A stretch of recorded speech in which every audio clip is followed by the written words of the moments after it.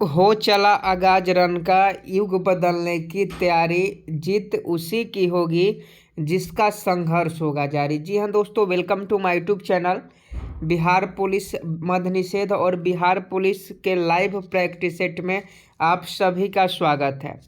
आप सभी को मालूम होगा कि 10 बजे से डेली हम लोग सुबह में बिहार पुलिस के लिए और बिहार मद्य निषेध के लिए प्रैक्टिस सेट करते हैं। और अभी आपका 10 बज गया और अभी से आपका क्लास स्टार्ट हो गया।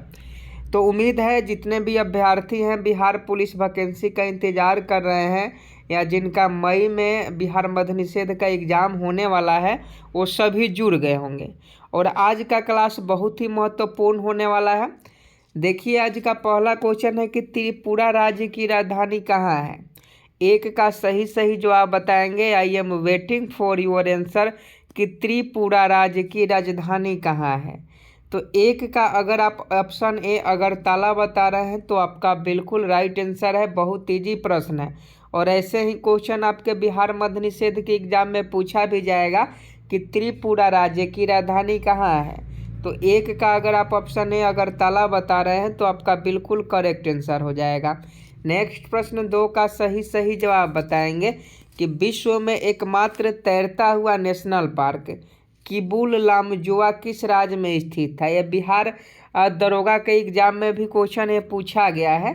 आप लोग कमेंट बॉक्स में फटाफट इस प्रश्न का सही सही जवाब बताएं, क्योंकि बहुत ज़्यादा इम्पोर्टेंट है। यह बिहार एसआई के एग्जाम में पूछा गया था कि विश्व में एकमात्र तैरता हुआ नेशनल पार्क किबुल लामजुआ किस राज्य में स्थित है। तो 2 का फटाफट सही जवाब बताएं। I am waiting for your answer. देखिए, 2 का अगर आप मणिपुर बता रहे हैं तो आपका बिल्कुल राइट आंसर हो जाएगा। विश्व में एकमात्र तैरता हुआ नेशनल पार्क किबुल लामजुआ है जो मणिपुर राज्य में स्थित है। तो 2 का अगर आप ऑप्शन बी बता रहे हैं तो आपका बिल्कुल सही जवाब है। 3 नंबर प्रश्न का सही सही जवाब बताएं कि अर्थशास्त्र का पिता किसे कहा जाता है। ये भी क्वेश्चन पूछा जाता है। देखिए, बिहार पुलिस की जो नई सिलेबस है उसी के अकॉर्डिंग सभी क्वेश्चन हम करवाते हैं। और पिछले मद्य निषेध एग्जाम में 365 हो गया या 76 हो गया, उसमें तो आपने देखा ही होगा कि कितने क्वेश्चन क्लास से पूछे गए थे। और आगे भी 689 के एग्ज़ाम होने दीजिए, इसमें भी आपको मालूम चल ही जाएगा।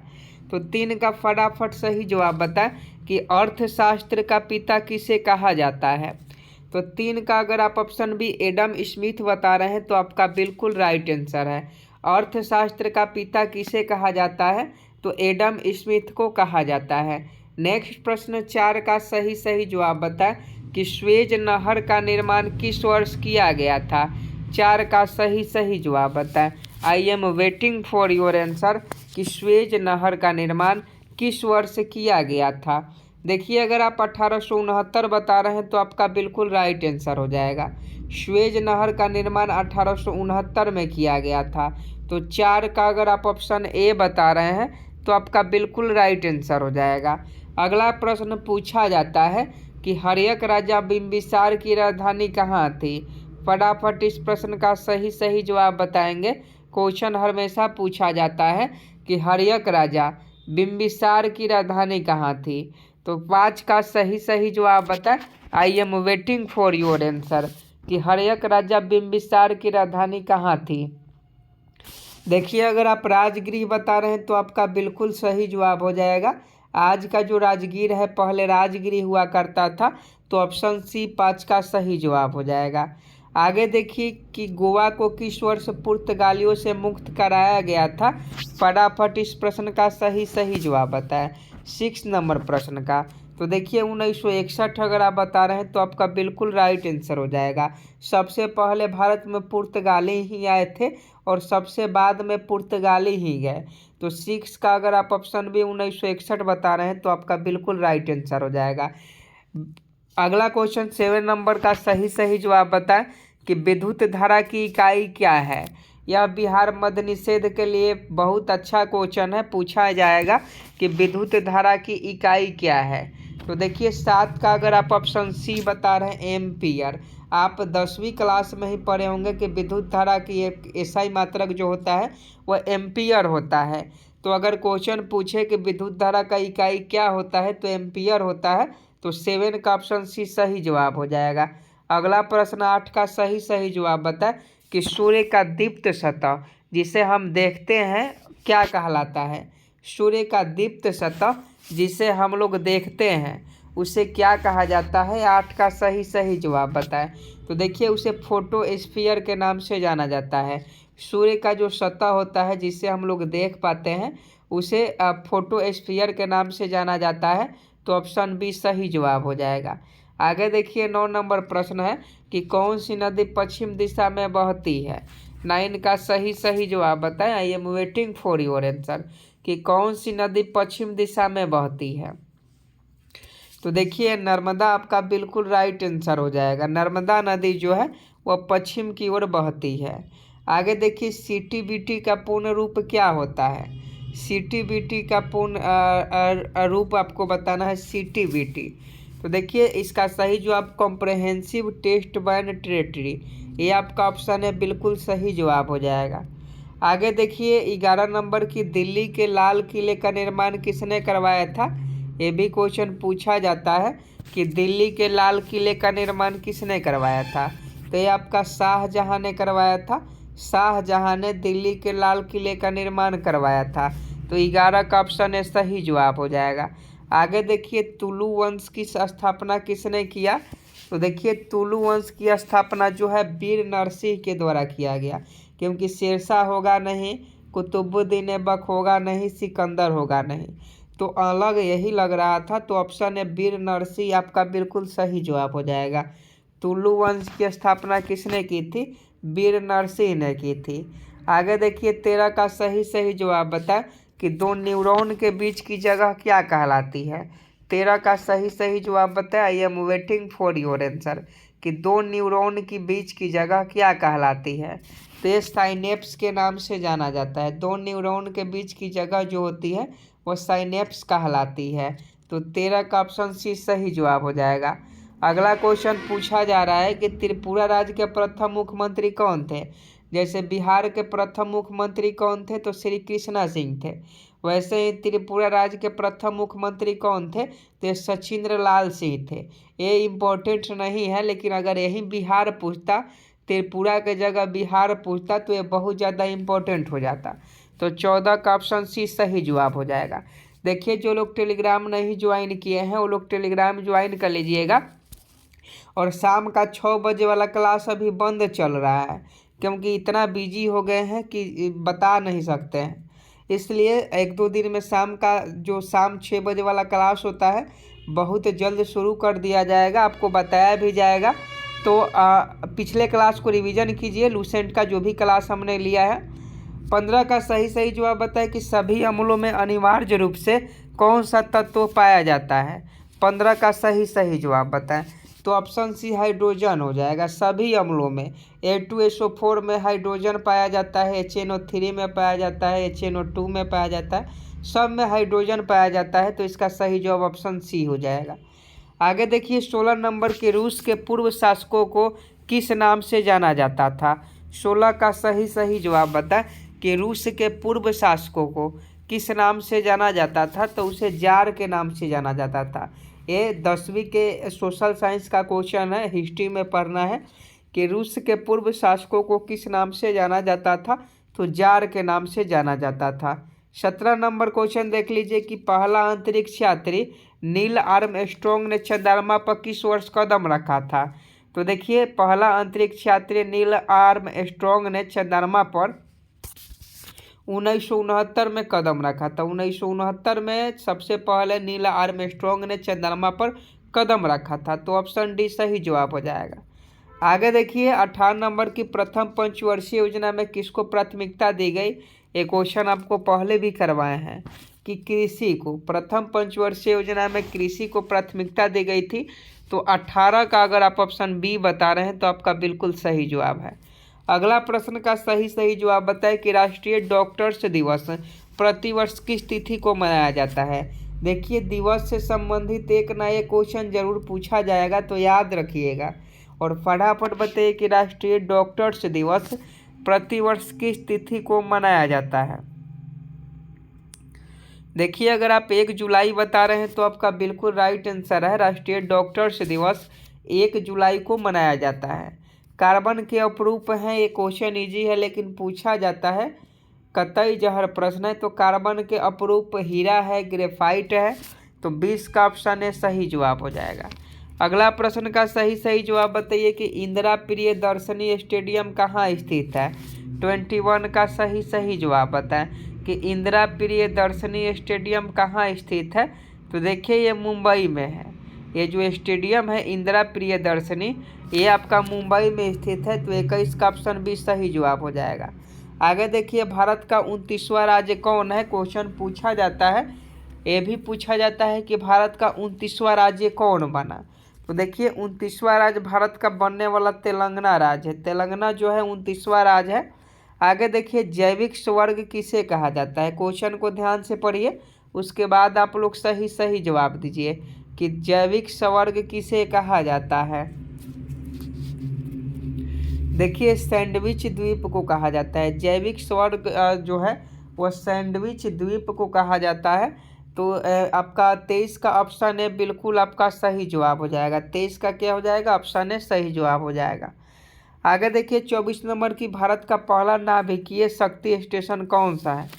फटाफट 24 का सही जवाब बताएं कि भारत का पहला नाभिकीय शक्ति स्टेशन कौन सा है। तो ये तारापुर में है। तारापुर में भारत का पहला नाभिकीय शक्ति स्टेशन है। तो तारापुर आपका बिल्कुल राइट आंसर हो जाएगा। आगे देखिए 25 नंबर के त्रिपुरा राज्य में कितने जिले हैं। तो देखिए त्रिपुरा राज्य में जो है 8 जिले हैं। त्रिपुरा राज्य में 8 जिले हैं। आगे देखिए भारत के राष्ट्रीय ध्वज की लंबाई चौड़ाई का अनुपात कितना होता है। भारत के राष्ट्रीय ध्वज के लंबाई चौड़ाई का अनुपात कितना होता है। इस प्रश्न में बहुत सारे बच्चे कन्फ्यूज होते हैं। तो देखिए कन्फ्यूज नहीं होना है। सबसे पहले आप झंडे को याद कीजिएगा, अपने राष्ट्रीय झंडे को। तो राष्ट्रीय झंडे को जब आप याद करेंगे तो इसमें आप देखेंगे कि इसका जो चौड़ाई है वो कम होता है और लंबाई जो है अधिक होता है। इसका चौड़ाई कम होता है, लंबाई अधिक होता है। तो सबसे पहले लंबाई पूछा जा रहा है, यानी लंबाई जो है अधिक होगा तो 3:2 हो जाएगा। कहीं कहीं 2:3 दिया रहता है तो बच्चे इसको सही करके आ जाते हैं। लेकिन आपको जब भी लंबाई चौड़ाई पूछा जाए तो आपको पहले देखना है, वो झंडे का चित्र अपने आप माइंड में याद आ जाना चाहिए। उसके बाद आप सोचकर 3.2 बिल्कुल कंफ्यूज नहीं होना है और सही जवाब दे देना है। आगे देखिए कि मयूर सिंहासन पर बैठने वाला अंतिम मुगल सम्राट कौन था। 27 का सही जवाब बताएं कि मयूर सिंहासन पर बैठने वाला अंतिम मुगल सम्राट कौन था। तो ये आपका मोहम्मद शाह था। तो मोहम्मद शाह सही जवाब हो जाएंगे। आगे देखिए शांति निकेतन कहाँ स्थित है। 2 ही ऑप्शन है, 2 ऑप्शन में से जो भी आपको सही लगता है आप उसे कमेंट बॉक्स में ज़रूर बताएं कि 2 ऑप्शन में से कौन सा सही है। शांति निकेतन कहाँ स्थित है। तो देखिए शांति निकेतन जो है पश्चिम बंगाल में स्थित है। तो 28 का ऑप्शन है सही जवाब हो जाएगा। पीडीएफ लेने के लिए टेलीग्राम ज्वाइन कर लीजिएगा। वीडियो के डिस्क्रिप्शन में लिंक दे दिया गया है, या आप टेलीग्राम पर जाकर सर्च मारिएगा सचिन जी के ट्रिक। आपको टेलीग्राम ग्रुप का और चैनल का लिंक मिल जाएगा, वहां से ज्वाइन हो जाइएगा। आगे देखिए विश्व स्वास्थ्य संगठन की स्थापना किस वर्ष की गई थी। WHO का पूछा जा रहा है कि WHO की स्थापना किस वर्ष की गई। तो 1948 में। UNO की स्थापना 1945 में की जाती है और WHO की स्थापना 1948 में की जाती है। दोनों क्वेश्चन याद रखिएगा। आगे देखिए चंदन वृक्ष के लिए कौन सा राज्य प्रसिद्ध है। 30 का सही जवाब बताएं कि चंदन वृक्ष के लिए कौन सा राज्य प्रसिद्ध है। तो 30 का अगर आप ऑप्शन भी कर्नाटक बता रहे हैं तो आपका बिल्कुल राइट आंसर हो जाएगा। चंदन वृक्ष के लिए कौन सा राज्य प्रसिद्ध है। तो कर्नाटक है। आगे देखिए 31 का सही जवाब कि सूर्य के चारों ओर प्रकाशित रंगीन वलय क्या कहलाता है। फटाफट इस प्रश्न का सही जवाब बताएं कि 31 का सही जवाब क्या हो जाएगा। सूर्य के चारों ओर प्रकाशित रंगीन वलय क्या कहलाता है। तो ये कोरोना आपका कहलाता है। सूर्य के चारों ओर प्रकाशित रंगीन विलय क्या कहलाता है। तो ये आपका कोरोना कहलाता है। तो 31 का ऑप्शन है सही जवाब हो जाएगा। आगे देखिए, अंग्रेजों ने पेशवा के साथ किस संधि पर हस्ताक्षर किया था? क्वेश्चन पूछा जाता है, याद रखिएगा कि अंग्रेजों ने पेशवा के साथ किस संधि पर हस्ताक्षर किया था। तो ये बेसिन का संधि था, बेसिन के संधि, अंग्रेज और पेशवा के बीच बेसिन का संधि हुआ था। आगे देखिए कि चेरोलाम नामक बॉस नृत्य का संबंध किस राज्य से है? बास नृत्य है चेरोलाम। चेरोलाम नामक बास नृत्य का संबंध किस राज्य से है? तो ये आपका त्रिपुरा से है, याद रखिएगा। अगला क्वेश्चन देखिए कि त्रिपुरा राज्य का लिंगा अनुपात कितने महिलाएं प्रति 1000 पुरुष है? तो त्रिपुरा में 960 है। वही बिहार में क्या है? कमेंट बॉक्स में आप हमें ज़रूर बताएं कि बिहार में लिंगा अनुपात की दर क्या है। आगे देखिए, वर्ल्ड रेड क्रॉस डे किस तिथि को मनाया जाता है? तो देखिए, वर्ल्ड रेड क्रॉस डे जो है ये आपका 8 मई को हर साल मनाया जाता है। विश्व रेड क्रॉस दिवस अगर पूछे तो 8 मई को हर साल मनाया जाता है। आगे देखिए, हड़प्पा किस नदी के किनारे अवस्थित है? 36 का सही जवाब बताएं। तो ये आपका रावी नदी के किनारे है। क्वेश्चन पूछे कि हड़प्पा किस नदी के किनारे स्थित है? रावी नदी के किनारे स्थित है। आगे देखिए, 1857 के आंदोलन के सरकारी इतिहासकार कौन थे? तो ये थे एसएन सेन। 1857 का जो आंदोलन हुआ था उसके सरकारी इतिहासकार एसएन सेन थे। आगे देखिए, कबीलों के लिए आदिवासी शब्द का प्रयोग पहली बार किसने किया था? कबीलों के लिए आदिवासी शब्द का पहली बार प्रयोग किसने किया था? तो महात्मा गांधी ने किया था। तो एम.के. गांधी बिल्कुल राइट आंसर हो जाएंगे। अगला प्रश्न कतई जहर प्रश्न है, आप सभी सही जवाब बताइएगा कि राज्यसभा के 1/3 सदस्य प्रत्येक कितने वर्ष में सेवानिवृत्त होते हैं? तो 39 का ऑप्शन है सही जवाब हो जाएगा 2 वर्ष में। 40 का आए होमवर्क का क्वेश्चन है, सभी लोग होमवर्क करके आएंगे कि पंडित शिव कुमार शर्मा किस वाद्य यंत्र से संबंधित है। ये होमवर्क का क्वेश्चन है और उम्मीद है कि आप सभी इस प्रश्न का सही जवाब होमवर्क में दे पाएंगे। अभी तक हम लोगों ने 40 क्वेश्चन किया। 40 क्वेश्चन में से आपके कितने क्वेश्चन सही हुए आप कमेंट बॉक्स में ज़रूर बताइएगा। हमारा यह छोटा सा प्रयास आपको कैसा लगा ये भी बताइएगा। जितने भी दोस्त बिहार पुलिस की तैयारी कर रहे हैं या बिहार दरोगा की तैयारी कर रहे हैं या बिहार मद्य निषेध का जो एग्ज़ाम देने वाले हैं, वो सभी इस चैनल को सब्सक्राइब कर बेल आइकन को प्रेस कर लेंगे ताकि आने वाली सभी वीडियो का नोटिफिकेशन आप तक पहुंच सके। और डेली क्लास के लिए 10 बजे आप ज़रूर जुड़ जाइएगा। मिलते हैं नेक्स्ट वीडियो में, तब तक के लिए जय हिंद जय भारत।